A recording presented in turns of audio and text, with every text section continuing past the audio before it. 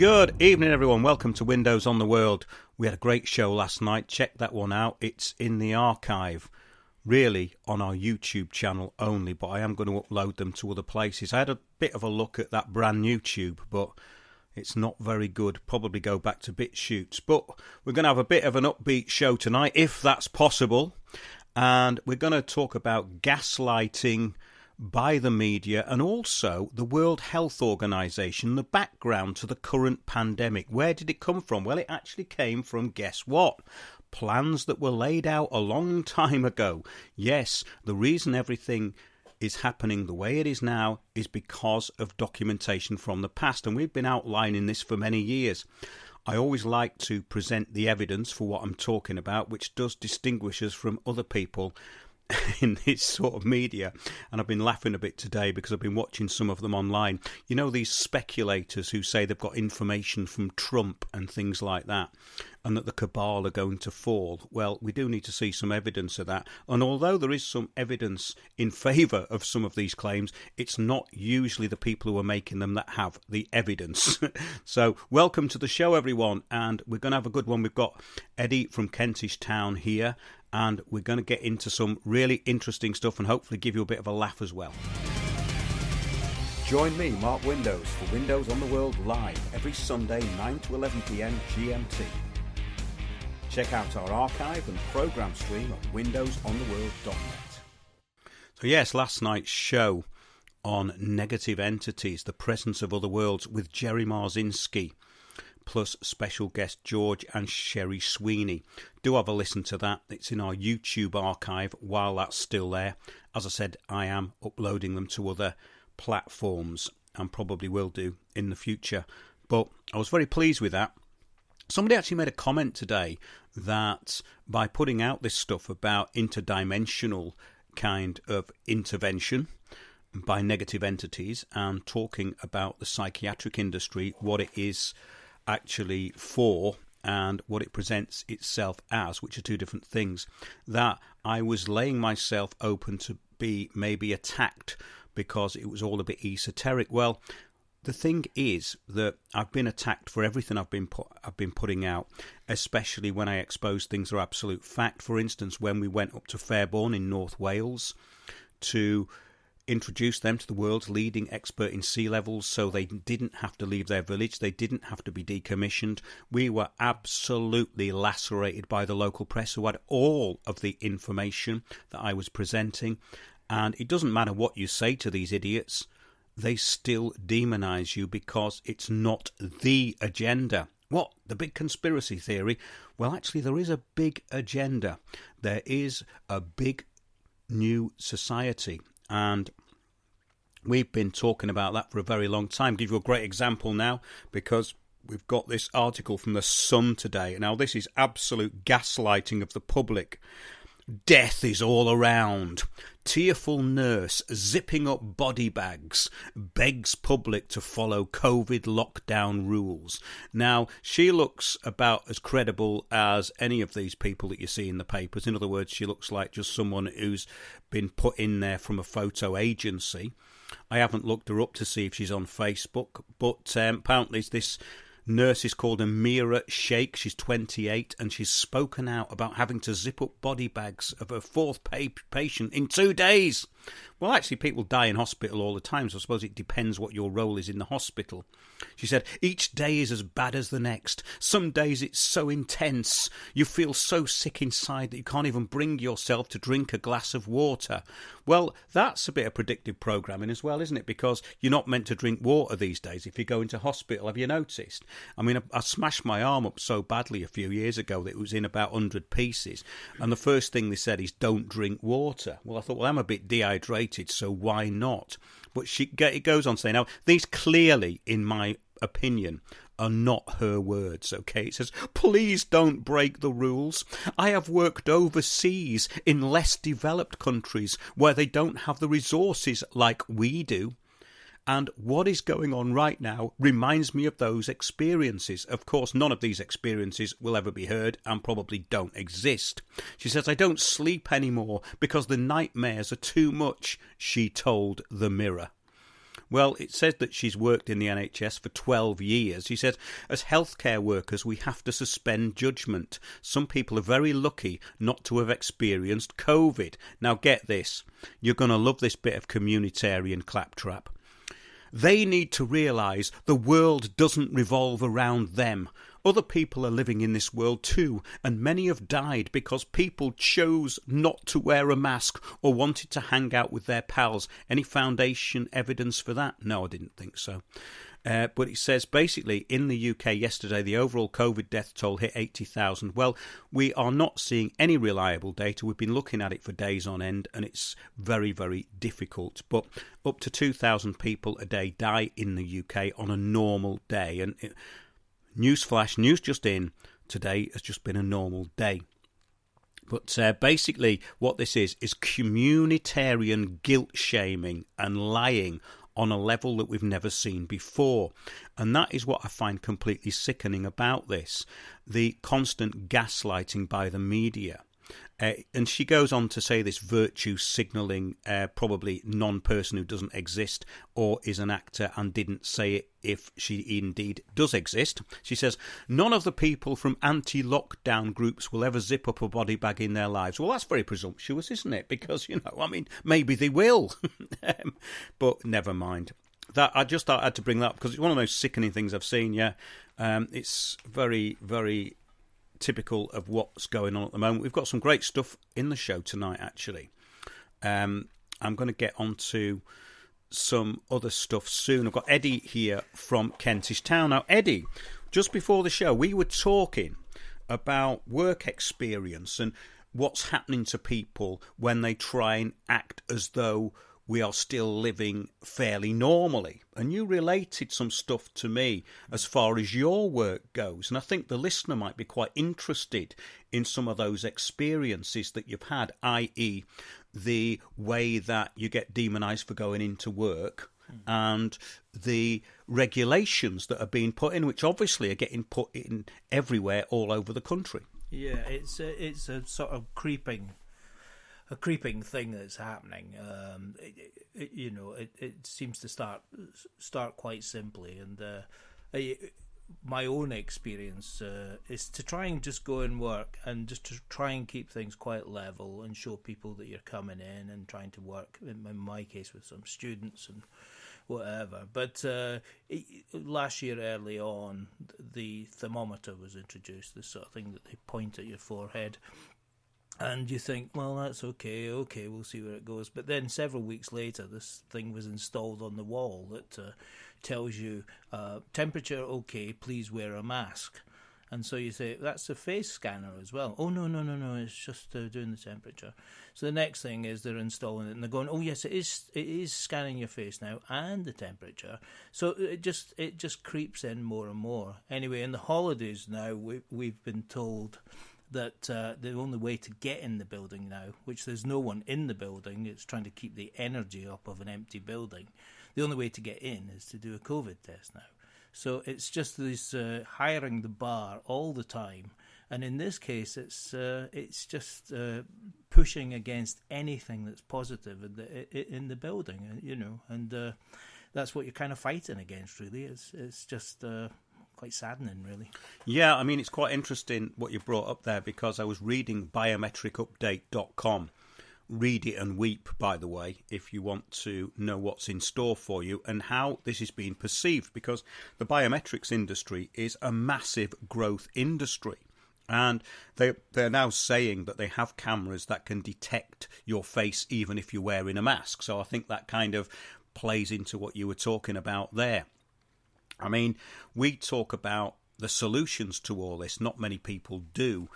It's very difficult to find solutions, but I've always said that the solutions were down to people basically looking at their own individual rights, their inalienable rights, and working from that, but on a level which is local. In other words, you go for the people who are imposing this at a local level, because that's where I believe the whole thing starts and finishes. There's no point talking about it on a global level if you don't actually address it on a local level. And our friends at North Idaho Exposed, check them out on YouTube, Casey Whalen. We did have Casey and Ammon Bundy on our show a few weeks ago. Very impressed with their level of knowledge and also their integrity to decency, to public decency, and to hold public officials to account. And the vile discreditation that these people in public office dish upon people who question what these people are actually doing. It's disgusting. I had an email today from somebody who was letting me know a bit more about what was going on over there, and they said in this email, it's kind of a question: how do they flip red states blue? That's basically from Republican to Democrat. It says they knock on your door and say they are selling solar panels. They attend local meetings and say you need a road diet to include bike lanes. A road diet. So I don't think we've even got to that level here yet, have we? I mean, is it something to do with veganism? I don't know, but probably. Yeah, and now they say no mask, no service, despite vaccine availability, and regardless if you are COVID recovered, because there are only cases and no recovery from COVID, which is, of course, the main thing. They want it all ways, you see. They want everyone to get vaccinated, but then they say, well, the vaccine's not going to stop you catching it, or it's not going to stop you passing it on. So you then go, well, why would you be vaccinated, even if you are playing along with their agenda, you know? But quite interesting, because there's a video that's been viewed 120,000 times, which is basically a hit piece against North Idaho Exposed and peoplesrights.org, accusing them of being anti-maskers. And it's absolutely pathetic, really, because you've got this whinging council member, and then she realises that there's there's 3 people outside her house. And so she goes, I've got to go home. My 12-year-old is there on his own. Newsflash, news just in. Why is the 12-year-old there on his own while you're on a Zoom meeting? It doesn't make any sense to start with, does it? So this bit of virtue signalling has been kind of amplified. And then what they did, they had this idea that this Anne Frank memorial had been vandalised. So then they attach that to it. Now, once they attach this stuff to it, you know it has no foundation evidence whatsoever. But let's look at what happened in the White House. A lot of these people who are on this side of the Democrats, well, there are 2 sides now. I think there's those who can think and those who can't. Am I a right-wing supremacist? Well, that's for me to know and you to find out. But I'm more multicultural than most of you out there, so I can virtue signal with the rest of them. But the point is that if anybody believed that those people who went in the White House, that one with horns on, with all the makeup and the silly costume, these are not Trump supporters, right? Trump supporters don't look like that and never have, you know. So the Trump supporters were outside in their sensible coats, not going in. And then you get this kind of fringe lunatic thing, which really looked so staged, it was pathetic. But this is the point, and this is my point really, Eddie, about gaslighting, in that the public are now so used to unreality. And we can say this started with 9/11 in a way, because that was the biggest scam that was ever perpetuated on a television screen, in the way that we were led to believe it happened. And a little research obviously will open up a few doors. But the point is that when we have people who are addicted to Netflix, this is going to be the result, isn't it? Because anything that's on telly is real, isn't it? Of course, you know. Well, of course, yeah. I've bored you with this one before, but I keep saying about the Dada movement and Surrealist movement, but I would always prefer the Dada movement. It was a movement to improve, I believe, to improve people's lives by challenging reality in another way, by flipping things on their head. In their case, they were challenging the madness of the First World War, where supposed sensible people had taken them to mass slaughter. So they flipped everything and said, well, if that's a sensible thing, let's flip it. Of course, society found it very difficult to be running around like barking dogs and doing strange drawings, and it was never really encouraged in a way, unless it was selling at very high prices 30 or 40 years later. But as I say, main society seemed to drop this idea of imagining other ways of being. But I think that certainly the people in control have taken these things on, and now we are living in a particularly, a very large Dada artwork piece, I think. Well, that's one way of putting it, Eddie, but I'd say it's a post-truth world. And, yeah, good observations. What was that song? Da, da, da. Yeah, that was dreadful. That was, wasn't it? But your version there was much better. What was it? I don't love you, you don't love me. Da, da, da. Something like that, wasn't I think it? they used it for a biscuit ad after that as well. It was very it was very East Berlin, wasn't it? You know, it was very sort of undergroundy sort of, what it was trying to be, wasn't it? Yeah, that was the 1970s version. Yeah, But, yeah. you know, the 1915 or 18 version was much more interesting and much more dangerous in a way, challenging a lot of things. Yes, I did look at a lot of this stuff early on, but I've become a bit of a heathen now, and I want things really simple, you know. I want it to be either right or left, you know. I want it to be wrong or right, that sort of thing. Good for you. Yeah, you know, I think that's the way it should be now, because we are in this kind of era where everything is so transparent. But let's get on to something of much more importance. A document called A Safer Future, 2007 it was released. The Global Public Health Security in the 21st century. And what this document does is outline exactly how the World Health Organization, the UN and its agencies, basically took over the narrative of global health security and the pandemic agenda, which they adequately describe in this document. It says, this is the overall goal of global public health security. For the purposes of this report, global public health security is defined as the activities required, both proactive and reactive, to minimise vulnerability to acute public health events that endanger the collective health of populations living across geographical regions and international boundaries. Now, what they're basically saying here is that they implement a global system which everyone has to adhere to.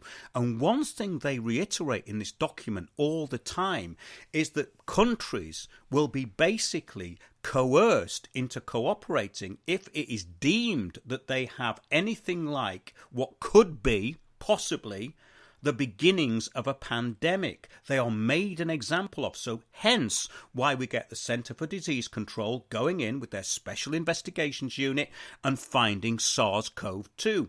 Why? Because it's the same pattern as previous SARS and MERS. And it all outlines it in this document. It's very interesting. The detail is all there when you look at it. Now, you could give this document to somebody who hasn't a clue about this kind of thing, some member of the public who perchance might read The Guardian, and they go, well, what's wrong with all that? Because they simply can't put things together. But it says the purpose of these regulations is to prevent the spread of disease across international borders. Interesting, right? Everything in there is basically saying that they've implemented this system in every country, and every country must partake in their system. Not the individual countries saying, I think we've got a problem. They're going in there and saying, you have a problem, right? What do you think of this, Eddie? Have you looked into any of this stuff before about this global health security? Well, no, I haven't, Mark. Yeah. And I am that person that's just reading this, thankfully, not a Guardian reader. But, but I think the vital thing is not the area suggesting or thinking, oh, we've got a problem. Someone coming in and saying you have a problem, and here's the facts and figures or whatever we have, the research that we've done to be doing this, and it's a terrifying. Well, it is when you read it, because if you read it in retrospect, it all makes sense in a very chilling way, because these people have been planning this. So, well, the global health, international health regulations came in 1969, right? They were updated, I think, in 2005. A new document was produced, which I've read.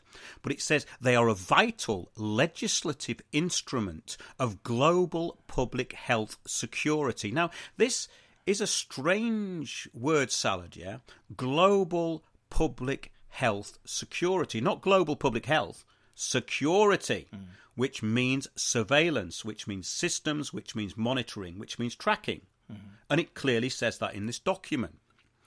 It says a global framework to prevent, detect, assess, and if necessary, provide a coordinated response to events that may constitute a public health emergency of international concern.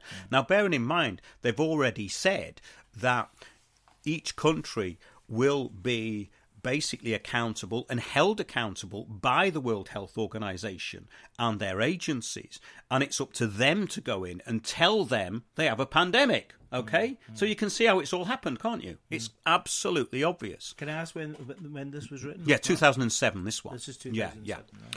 Numerous international conferences on disease control in the late 19th and early 20th centuries led to the foundation of the World Health Organization in 1948, same year, of course, as the UN. So the World Health Organization is an agency of the United Nations which makes it above all international law. I don't know whether you knew that, but that's something I reiterate quite a lot. That's in the UN Charter. Any agency of the UN is above all international law and cannot be prosecuted. So that's an interesting one, because if they go into countries, the governments are going to have a real problem kicking them out. Yeah. In 1951, WHO member states adopted the International Sanitary Regulations, which were replaced and renamed as the International Health Regulations in 1969. Starting in 1995, the regulations were revised through an intergovernmental process. This is where the UN, the global governance system, comes in through sustainable development, which took into account new epidemiological understanding and accumulated experience, and which responded to the changing world and the related increased threats to global public health security. It was agreed that a code of conduct was required that could not only prevent and control such threats, but could also provide a public health response to them while avoiding unnecessary interference with international trade and traffic. The revision process was completed in 2005, and regulations are now referred to as IHR 2005, as we just said. But it goes on to tell you about all these different global health emergencies. And what's interesting is that everything they're talking about now was laid out in this document, including the transmission of zoonotic diseases, closing down farms, and all the rest of it. Now, I don't know whether people out there knew this, but if you go back and look at archive footage of when these so-called pandemics happened in the past, H1N1, H151N1, have a look. Go and have a look at these respiratory disease outbreaks, and you will always see library footage of backyards and filthy hens running around. These are not the places, though, where these infections were found. They were found mainly, I think the H1N1 came out, or H151N1, I think it is, right off the top of my head here. But that was a factory farm in Mexico. Okay, so if we go and look at this, most of these things came from highly polluted factory farms. And what they do is then show footage of the little bloke with his dirty little farmyard, and they make it look as though that's where it came from. So that's where this is very insidious, because it means that they can basically choose anywhere they want, find a bit of infection and say it's there. Mm-hmm. So they can just pick and choose where they start a pandemic, basically. Yeah. You see what I mean? That's what it really is saying in this document. But basically, they're gatekeeping responses and controlling narratives on the ground. It says systematic mechanisms for gathering epidemic intelligence and verifying the existence of outbreaks were established and prompted risk assessments. Interesting. Information dissemination and rapid field response. So they put everything in place from beginning to end of the pandemic scenario. It's all laid out in this document. Regional and global mechanisms for stockpiling and rapid distribution of vaccines, drugs and specialised investigation and protection equipment were also established for public health events caused by hemorrhage, fevers, influenza, meningitis, smallpox and yellow fever. Instant electronic communication means that disease outbreaks can no longer be kept secret. Now, isn't that interesting? In other words, if they go in there and say we have the beginnings of a pandemic, it means it's viral straight away, literally, right? as was often the case, it says, during the implementation of the previous international health regulations. Yeah, okay. Governments...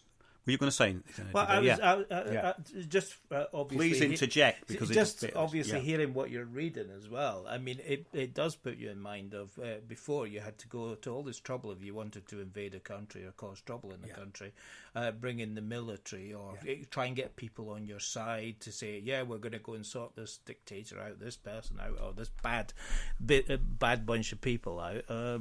Whereas this just seems like a script that you can go in. Of course, it's all done for the goodness of everyone, and there's it covers every turnout of the thing. It's going to allow anybody to go in anywhere.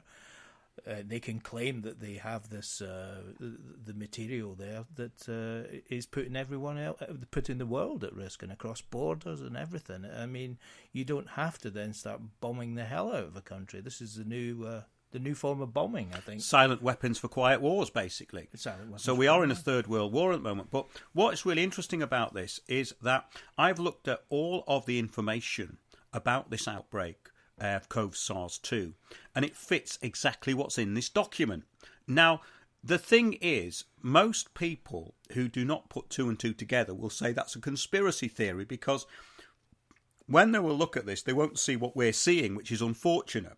But the point is that the way they lay this thing out as it goes on, I've only seen this document today. It was sent to me by Vicky Davis, who's been a regular guest on our RBN shows, who is basically a systems analyst with computers, and Vicky spent her career doing that. So she's very good at looking at these documents, and this global health security system is what's behind it. That's what COVID-19 is all about. That's what Certificate of Vaccination ID is all about. It's the global health security system. In other words, you are now just a unit of energy, and that unit of energy is going to be basically used and harvested, but also what's it worth? Are you going to get ill? How ill are you going to get? What's your record? Where is it? It's all in your vaccine ID. And that's what they've been trying to do for ages, because that is the ultimate control. There is no more control than that. Well, also, just coming back to what you were mentioning earlier on with the nurse and everything else, once you've got this sort of wedged in somewhere and started, I mean, obviously, if you're providing information over the airways to actually convince everybody else, if they're not wading through bodies in the street, but they're hearing about wading through bodies in the street, it backs the whole thing up. It's quite a cruel and quite a disturbing sort of exercise that you can actually push on an entire nation. And I think just now we can see that happening. We can see a lot of frightened people around who aren't walking over bodies in the street, but are being told they will be walking over bodies in the street. What I did want to mention about this sort of fanciful sort of area, I don't know if it's the best place to mention it, but what's been coming to my mind a lot recently is the Orson Welles radio drama of War of the Worlds, when they put that out, and what that did to a nation, supposedly what that did to a nation, but how it frightened everybody, it terrified an awful lot of people. And it seems that you put on the radio now, and that is, you've got this information coming in at one level, telling everybody this is a pandemic, a very scary situation. And then you've just got constant backing from the media and other stories, and terrifying people, and also separating. That's the main thing in society. People are splitting off into groups, those that kind of believe, those that don't believe at all, or those that are in the middle of what the hell is going on. But there are groups, and they're fighting each other basically now. They don't have to do anything. They've just started it, and they can let it run, really. It's interesting seeing this information. I mean, again, these things start to appear now, but they've been there the whole time, I suppose. I mean, you've said you just saw this today. Yeah. Well, the thing is that it just ties into a lot of other documents. I mean, it's really it goes into this idea that when you see a document, there's always one before it. So if you look at something like Our Common Future from 1987, there's always documents before that. And it was actually Vicky Davis who sent me the documents before that. And the precursors to that were the same. It was just that the premise is slightly different. So what you have is the same general aims, but there is a different inciting incident. So for a while it was CSCs, those things come out of fridges, that was it in the 80s, wasn't it? That those were polluting the atmosphere and making a hole in the ozone layer.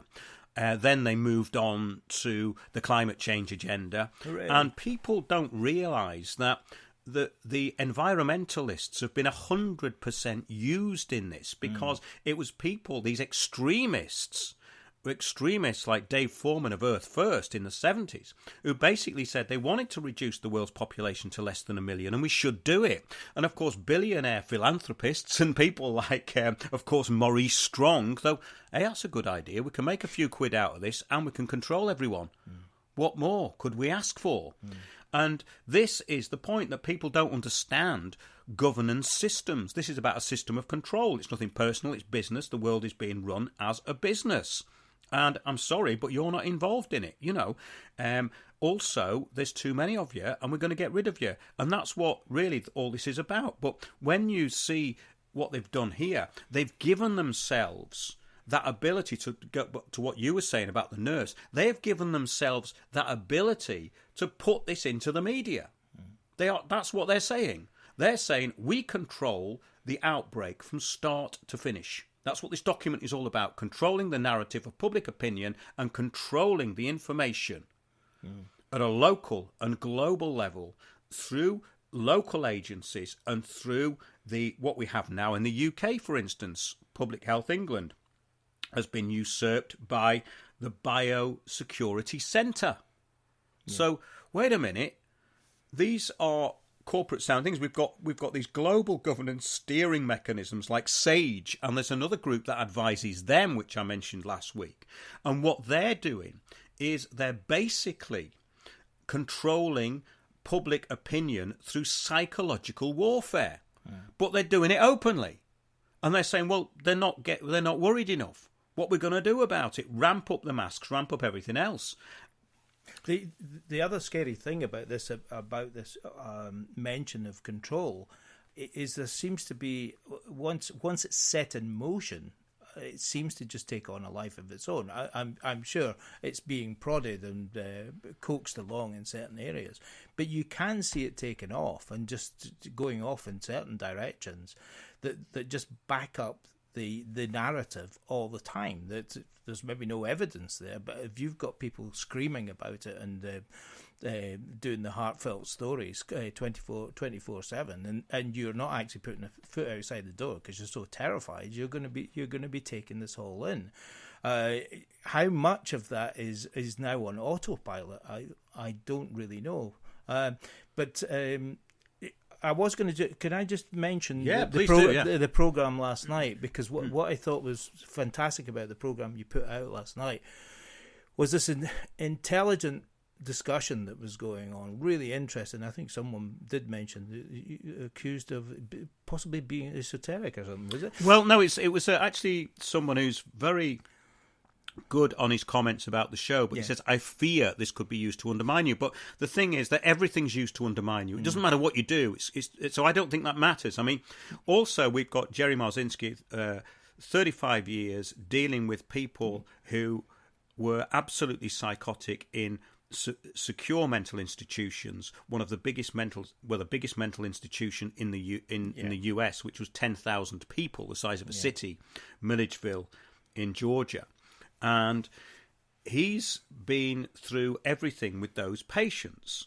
So the other point I made was that, well, have a look at a book called The Psychological Society by Martin L. Gross, came out in 1976. He absolutely debunked Freudian psychology, and he debunked the way that psychiatric drugs were being dispensed. It's already been debunked. We've got the prima facie evidence. The thing is that, yes, I don't go off onto the UFOs and there's some idiot I was listening to. I won't even say his name, but I've got emails from this bloke threatening other people and saying that the Dark Illuminati are going to get them and all this sort of stuff. And he's got hundreds of thousands of people watching him. Yeah. Now these people they imply that they have some kind of inside information. Well, why would some twerp in Devon get this information from Trump? You see what I mean? It's the whole point is that we never go anywhere near that kind of stuff. So I think our channel is pretty solid on that, and I will argue with anybody who wants an argument on it, because we will win the argument. But the thing is that with subversives, they don't give you an argument. No. So we're not going to get one. But back to the point, you won't get an argument out of me on that, Mark. But just back to what I was saying, what I thought was really powerful about the programme, and coming back to what's happening with this constant sort of backing of a narrative. What I thought was quite beautiful about the programme last night is, as the conversation developed, and it was over 2 hours, was it? Yes. It was over 2 hours. Anybody listening to that would then it just automatically put you in mind of what's happening to us just now as a nation. That was the whole point. Yeah. That was programming. But all I'm saying is it worked beautifully without ramming anything down anybody's throat. You could take that away from the thing. And I think these things are so vital for getting people to come at it from a different area, instead of having this bloody to and fro of someone's right, someone's wrong. This was a way of what I thought was really powerful about it was just this way of introducing this narrative that actually made so many connections with what we're all living through at the moment. And I think that's fantastic bit of programme. I think that was the point of it, really, because I wanted to bring in this idea of gaslighting through the media, which is pretty demonic, because that is what these voices that these unfortunate people hear, and even those of us who aren't that unfortunate do get these impulses. And it happens to everyone. It doesn't matter what you say, everyone gets these kind of suggestions and thoughts in their minds which are extraordinarily negative, and you think, well, where did that come from? But once these things become persistent, then they become part of the person. They will wear you down, which is what this whole idea of gaslighting is all about. And the media is doing that. The media is acting as a demonic entity because it's not telling you the truth. It's telling you that your life is in danger, that you have to live in perpetual fear and not go out. Well, that's what an abuser does, right? So we're being abused by the media. And people who are going around in masks, running away from people without masks or getting angry with them, are basically demonically possessed because they are not in their own minds. Well, the sad thing about this, and I just thought I'd throw this in as a sort of counteract to the programme you put out last night, the BBC, which I tuned into this morning while washing socks, just to see... keep my eye on what was going on. It was Broadcasting House, which is an absolutely dreadful programme on Radio 4 on Sunday mornings. But the guests were that Ash Sarkar, is it? Terrible sort of political lady, left-leaning. Someone else, John, ex-BBC reporter. But the third person was Diddy David Hamilton, which I didn't believe he was still alive. I've got a sneaking admiration for him, I'll tell you why. We did a gig at Bob Potter's Lakeside Country Club, and it was him and Tony Blackburn. Right. And we did our gig there, and Bob Potter said, there's no food. We haven't got any food. So we decided to go out and get a curry. We got a curry. We brought it back. And we went into the Artistes Bar. And my girlfriend at the time wasn't wearing very much because that's what we did in those days. And Diddy David, he came up behind her. He put his hand on her cheeks. And he said, hello, darling, can I get you a drink? And she said, yes, David, if you get your hand off my arse and my boyfriend will have a pint of lager. And he just laughed his head off. And I thought, well, actually, I admired his cheek as well. Yes. I thought it was all right. Too cheeky. Well, unfortunately, this morning, Diddy David wasn't doing anything like that. And No. He was a bit upset because he hadn't been contacted to have his vaccine yet. And the rest of them, no question about. I mean, it was, when are we getting a vaccine, and when's it going to happen? That was the narrative, and you just think about the money that was, well, probably not a huge amount of money is spent on that, but this sort of production for the BBC, and the intelligence of the broadcast last night, it speaks volumes. Really, it speaks volumes. Yeah, we're going to have a very short break now. We'll be back in a minute. It's going so fast tonight, as it usually does.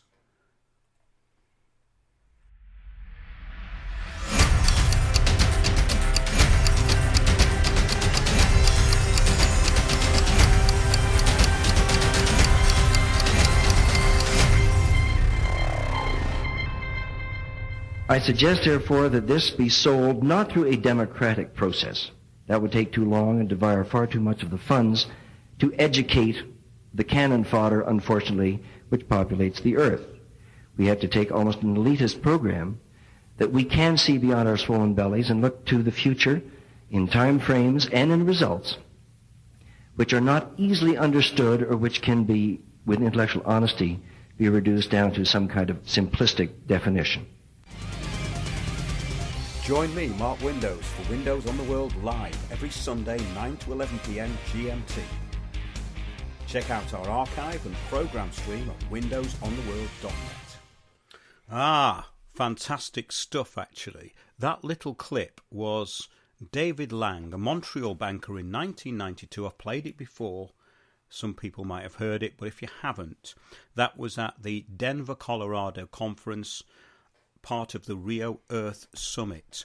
There was several conferences, and that was a precursor where a fellow called George Hunt was there, and he was so horrified at what they were going to do, creating this conservation bank, which is really what we're dealing with now, the Climate Related Disclosures Fund, Mark Carney being the head of that, and they actually did put together a conservation bank, which we've talked about on the shows many times, and it's called the Global Environmental Facility.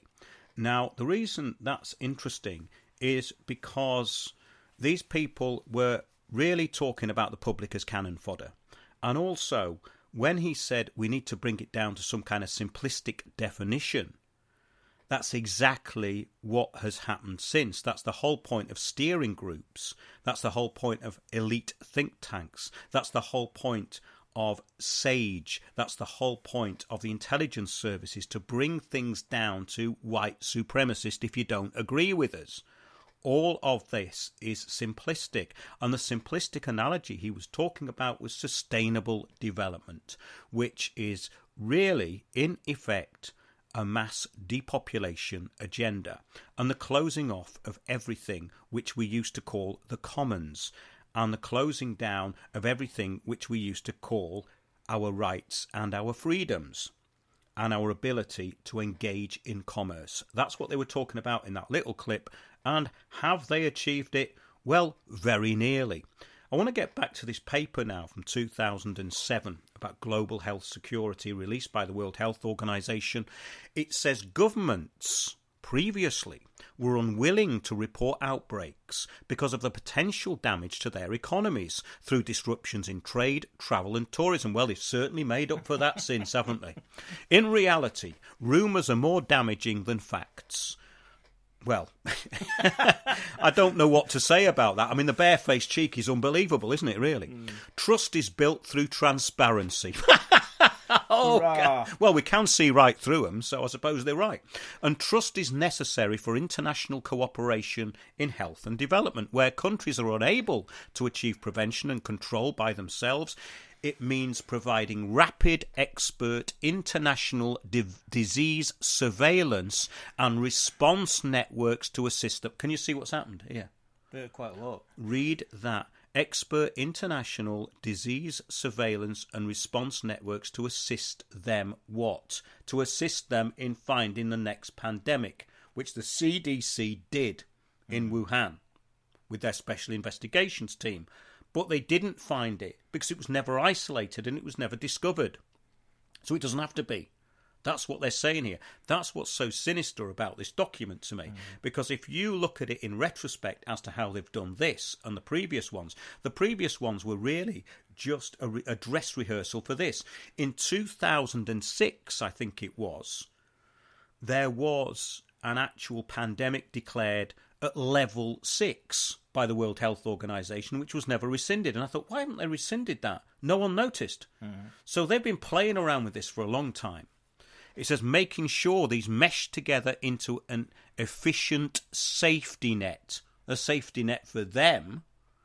Above all, it means all countries conforming to and benefiting. Oh, everything's framed in the form of a benefit.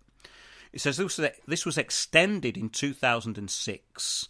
They're talking about these eradications of polio and yellow fever to cover other environmental health emergencies, including those related to the disruption of environmental health services such as water supply and sanitation, as well as radiological events and emergencies. Now, this is also where things are starting to tie in, because we're going to see power cuts, and this was actually told to me by the two main suppliers to the national grid of this country. But what did we have in Pakistan last night? How can you have a whole country blacked out like that? This is the start of something. They're starting to seriously mess around now on a global level. It says the revised regulations define an emergency as an extraordinary event that could spread internationally or might require a coordinated international response. They're right in the script. This is what they're doing. Well, it's funny just listening to you speaking just now and the way that you're talking to us. It's not a million miles off Mr. Gates when he's actually explaining something. No, because they're all working from the same script. Exactly. But he does that thing where he smiles and says, we know that this is very much... I don't know if it's just the way that you're reading it, but actually it's sounding spookily... I'm trying to make it clear. Yeah. And the thing is, when Gates says something, he's entirely unconvincing because he looks 100% uncomfortable. He looks as though he's got no integrity, which he hasn't, and he looks as though he's neurotic about doing it. And also those hand movements going up and down. He's completely uncomfortable in his own skin, which is not very useful for a psychopath. You see what I mean? It's kind of like it's dysfunction. It's almost comedy dysfunction. But when all of this started, I did think it would be a good idea for, not me obviously, because I've got a radio show to do, but somebody to go out and kidnap him and maybe take the whole lot of them down, because there's not that many of them. I'm sure they'd find others, but the point is that it would be a start, wouldn't it? It would be a start. It would be a start, I think. Yeah. So if anyone wants to do that, it might be a good idea. I believe that there are rumbles going on that is what we're all going to be doing anyway. The ones that don't agree with this are all potential terrorists, right? Domestic terrorists. Domestic terrorists. We're all being built up for that. So that would be an easy thing that we would do. Well, have you got hydrogen peroxide in your house by any chance? Because I use it sometimes to clean my ears out, and put it up my nose. So I'm a domestic terrorist then, aren't I? Well, yeah, it could be. If I lived in Walthamstow, I could have got done for bringing them airliners down, Yeah. And dyeing your hair. I don't do that anymore. I've become au naturel. I used to have orange hair, I did, Yeah, it was a red at one time, fiery red. Yeah, that's a dead giveaway for terrorists, you see. Well, it was, because the police actually stopped me while I was jogging one day up in Walthamstow. And I said, what have you stopped me for? He said, it was your hair colour, sir. I said, that's profiling, that is, He said, I know. He said, he's honest. He says events that may constitute a public health emergency of international concern are assessed by state parties using a decision instrument. What's a decision instrument? You see what I mean? They've given them the barometer of the opinion. A barometer, yes. And if particular criteria are met, World Health Organization must be notified. Okay, so they go in with the CDC, they find what they're looking for, and then the World Health Organization say, we've got a pandemic. The leaders of the country can't do anything about it because it clearly says so here. Yeah. So the World Health Organization announce a pandemic in that country because they're above the law. And that's basically what they're saying. Mandatory notification is called for in a single case of a disease that could threaten global public health security. Can you believe this? Yes. A single case of a disease that could threaten global public health security. Mandatory notification. It means that they can take over the narrative of anything that they want to. Does this? I mean, not that it lets anybody off the hook, but does this could this almost suggest that our very own Boris might be hostage to this narrative, or that he's in on it as well? I think, unfortunately, he is a hostage, because I don't think that when it started, he was actually taking it even too seriously. Yeah. I think he thought it would blow over. But as things developed, you saw him being paraded as he was a hostage. He was a hostage. You could see he was a hostage. He looked flustered. He looked like one of those people who'd been pushed out and said, I'm okay, they're feeding me, just send the money. Oh. The broad definitions of public health emergency of international concern and disease allow for the inclusion in IHR, International Health Regulations 2005, of threats beyond infectious diseases, including those caused by the accidental or intentional release of pathogens. What could possibly go wrong here? So not only can they identify anybody who they think's ill and call it a pandemic, they can now say, well, actually, there's been an accidental release of something poisonous which we let happen by accident or on purpose. Now, this is just, to me, incredible that they actually put it down like this. It says chemical or radionuclear materials. The global health security works like this in a comprehensive way. It says redirect the focus from an almost exclusive concentration on measures at airports and seaports aimed at blocking the importation of cases as required in IHR 1969, which was the 2005 one we just talked about, towards a rapid response at the source of an outbreak, hence the closing down of air travel. It's all in this document. They're saying they can do it in here. So all this they needed was the audacity to actually do it. And 2020 has been the time of audacity. This is where they actually went for it. They've been piddling around with this for years. You can see that. But on top of that, I mean, people that are trying to hold on to a shred of whatever hope, hope's not a good word, but are saying, have they gone too soon on this one? Are they going to run out of steam on this one? But the scary thing is, with all this in place, they can come right back at it again next year if something goes tits up or whatever, So it's a scary sort of thing to lay out and actually see laid out. And I'm assuming from this that they, as you say, the way they're laying it out, that they're taking that not many people are going to read it. No, I hadn't seen this document before, but it's a bit like what we were saying before. Before this document, I said before 3 times then, didn't I? Before. Yeah. Before the bear. Remember. It's always in 3s, isn't it? Yeah. It's got to be in 3s. I mean, that's part of songwriting, really, isn't it? And it's also part of memes, hands, face, space. Oh, that's a good one, yeah. Yeah, hands, face, space, you see. You that's should use that. Yeah. I'd rather not. It says, basically, yes, they introduce a set of core capacity requirements. That's what they call it, core capacity requirements, that all countries must meet in order to detect, assess, notify and report the events covered by IHR 2005 and aim to strengthen collaboration on a global scale by seeking to improve capacity and demonstrate to countries that compliance is in their best interests. That's a threat, right? Compliance is in their best interests. Yeah. In other words, if you don't take the money and go along with it, you never know what might happen.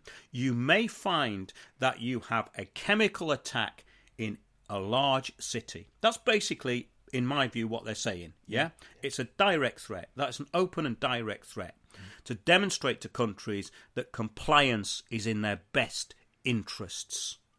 Comply with me. Yeah.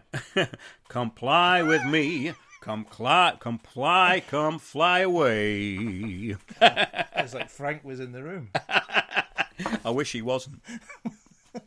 That's a great thing about Frank Sinatra, because he dropped the notes, so you can put any song in. You could go, hi-ho, silver lining, anywhere you go. Cheer up, sleepy Jean, oh, what can it mean? He didn't do da-da-da, did he? Da-da-da. Oh, he did. He did now. We are Devo. Let's do the time warp again. You can do with anything you say. I'm trying to think of one. Well, you can think of them. We spent a whole night, actually. I did a gig in Essex, and there was a chap at the bar who was in a local band, and we were singing these all night long, because you can do it with any song you want, you see. It doesn't matter what song it is. Yeah. You can take any song from the 70s, like the Sweet Blockbuster. Yeah, go on. Does anyone know the way? There's got to be a way to Blockbuster. That's not... Oh, you pulled out to the bag Blockbuster. Yeah, because I was thinking of, so here it is, Merry Christmas. But that's too long of a thing. Everybody's having fun. Ah, that's what it comes in. Look to the future now. It's only just begun. You can't have too many of them, though, because it gets boring, you know. But he does do it all the time if you listen to him, right? Yeah. As a friend of mine said, he said, I put on my early Frank Sinatra albums. He said I couldn't stop laughing because he does it. It's only note dropping, you see. Note dropping. Yeah, that's right. Doobie-doobie-doo. Back to the script. Yes. Thus, compliance has three compelling incentives: to reduce the disruptive consequences of an outbreak, to speed its containment, and to maintain good standing in the eyes of the international community. That is mafia speak, isn't it? Yeah. Back to Frank. Compliance. Three compelling initiatives. Back to threes again, aren't we? Yeah. To reduce the disruptive consequences of an outbreak. In other words, if we find an outbreak in your country and you don't let us deal with it, it could get out of hand. Yeah. We control the narrative, and you never know what might happen. You may find that you have a terrorist incident that spreads it even further, or that puts in a deadly pathogen. This is a direct threat, right? To maintain good standing in the eyes of the international community. No one will be left behind. It says it's a revolutionary departure from previous international conventions and regulations. The fact that IHR 2005 explicitly acknowledges that non-state sources of information about outbreaks will often preempt official notifications. Can you believe this?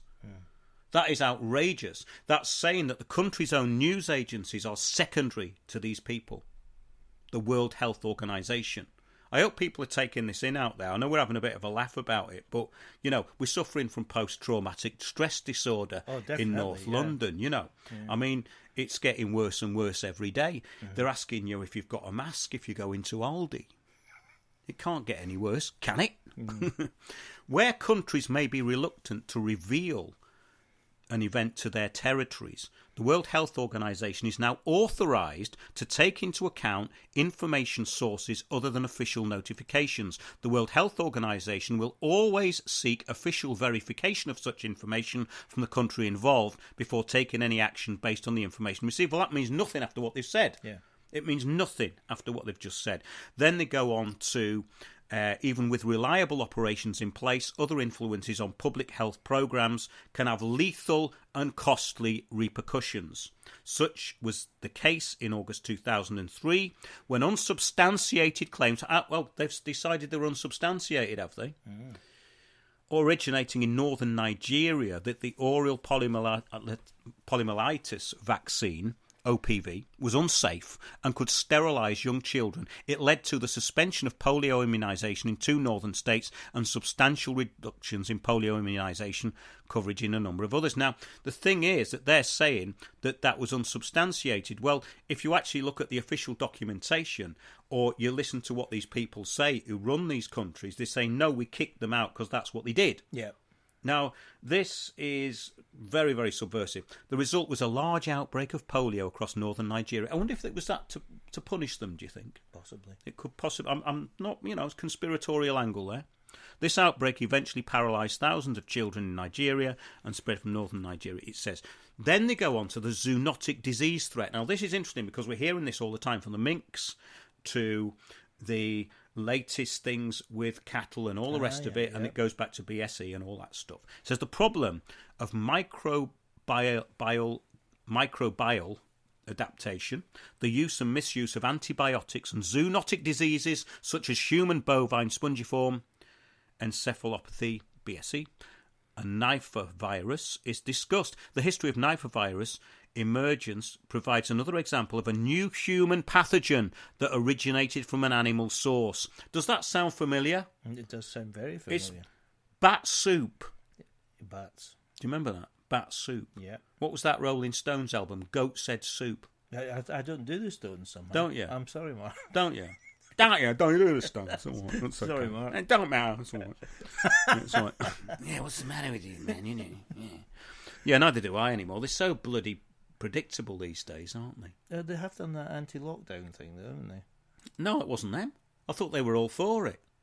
And there's something going around that they've done a song about. It's this town's a ghost town. Are you sure it's the same one? It's not the Specials, is it? No. No. It is them. Oh. But Van Morrison's one's much more interesting. Well, that's actually interesting that you say that, because I quite like his voice, but I've always found his music a bit limited. Me too. But he quotes the was it the health, the COVID? No, it's COVID good. You drill. see, he's a bit of a rebel in his own way. Yeah. I've heard that before from people Good who've worked for him, from actually. him. Yeah, absolutely. Well done, Van the man. You know. But it says this trend calls for closer collaboration among sectors responsible for human health, veterinary health and wildlife. Again, they're saying the same thing. They're going to control the narrative, you see. Now, we've got more of this, but I won't go into it. But recommendations and conclusions, it says it cannot be overemphasised that a truly effective international preparedness and response coordination mechanism cannot be managed nationally. That's what we've been saying for years. This is a global action plan. It works globally. It's global governance. It says global cooperation, collaboration and investment are necessary to ensure a safer future. That to me is a direct threat as well. Yeah. That's a direct threat. If you don't be part of the globalist agenda, this will happen to you. Yeah. We can put in anything we want. We can bring the CDC in. We're one big mafia. They're going to find someone and shut your whole country down if you don't go along with what we want you to do. Yeah. It's weird because it's kind of got this, as you say, this threatening sort of thing going on, but it's sort of scripted like a sort of Michael Palin sort of quantity surveyor, the way it's scripted, but it's really, really evil. That's stuff. why I pulled this out, because sustainable development and what this is about are a direct threat, and a direct threat to everything on the planet. Because that's what it is, a direct threat to everything on the planet, right? So this means a multi-sectoral approach to managing the problem of global disease that includes governments, industry, public and private financiers. Public and private financiers. I think we've seen a bit of that, haven't we? We have, yes. Academia, international organisations and civil society, all of whom have responsibilities for building global public health security. Now, that's a bit like saying no one will be left behind. It's a bit like saying that individual rights are usurped by the common good of the global community. Yeah. In other words, your individual country means F all. If you're not in this club and you go outside it, we're going to bring you down. That's what they're saying. You know. The following recommendations, full implementation by all countries, the protection of national and global public health must be transparent in government affairs. To them, be seen as a cross-cutting issue and a crucial element integrated into economic and social policies and systems. Everything. It goes into everything. So all of this stuff that we talked about tonight goes into every level of global and local governance. I think that's the point I'm trying to make. That it doesn't matter whether it's the road humps locally through Agenda 2030 or the global health security system. They are all part of one system of global management, and not many people are putting this together. There's a few, but in the UK people really do need to know this. The struggle for public health security will be lost, it says, if vaccines, treatment regimens and facilities and diagnostics are available only to the wealthy. What a great way of putting it. We're billionaire philanthropists. Absolutely sickening. Really sickening stuff. It says here in a conclusion at the end, basically, increased global and national resources for the training of public health personnel, the advancement of surveillance, the building and enhancing of laboratory capacity. This is all what it's about, right? Yeah. This is exactly what's just happened. Yeah. The private laboratories, the escape of the Wuhan virus, the training of public health personnel, the advancement of surveillance, the biosecurity systems that are coming in. It says the support of response networks. So in other words, every country's got a SAGE. We've all got these psychological steering. We've all got these lobbyists who've been brought in through Gates. Like we've got here Imperial College. We've got this idiot Neil Ferguson, he's one of their agents, clearly one of their agents. So in other words, it doesn't matter if he wasn't doing that here. They could put him into any country in the world they wanted to bring down, and he would find something and lock the whole bloody place down. Yeah. And there's nothing the leaders of the country can do about it. That's what they're saying in this document. That's why it's so chilling. Yes, it says the support of response networks and the continuation and progression of prevention campaigns. Now, that document is called, let's get back to the beginning of it. I've got it here, actually, and I might put it into chat in a minute. Document as well, it is indeed. It's called, I've got it here on this network. Yes, it's 96 pages, but you can actually flick through it quite quickly. The World Health Report 2007, A Safer Future, Global Public Health Security in the 21st Century. Have a look for that. I'll put it on the website. I'll put it into a link on our YouTube while we're still there, because it's going to go on a YouTube. I've tried these other ones. We'll probably go back to BitChute or look for other places. And yes, I think we should leave it there. We've been going an hour, Eddie. Oh, well. I know I've been rattling on a bit, but we did have a few songs in the middle. That was all right. Yeah, a few visits. That was quite good. All right, then. Thanks a lot, everybody. And see you soon on Windows on the World. Check out our show last night, Negative Entities, The Presence of Other Worlds, featuring Jerry Marzinski and guests. See you all soon on Windows on the World. If you can help us out on PayPal or Patreon, please do that. Running out of chickpeas at Trump Towers, because now Donald's gone. We're in Trump Towers. We don't need Windows Towers anymore, do we? Yeah. All right. Thanks a lot, everyone, and good night.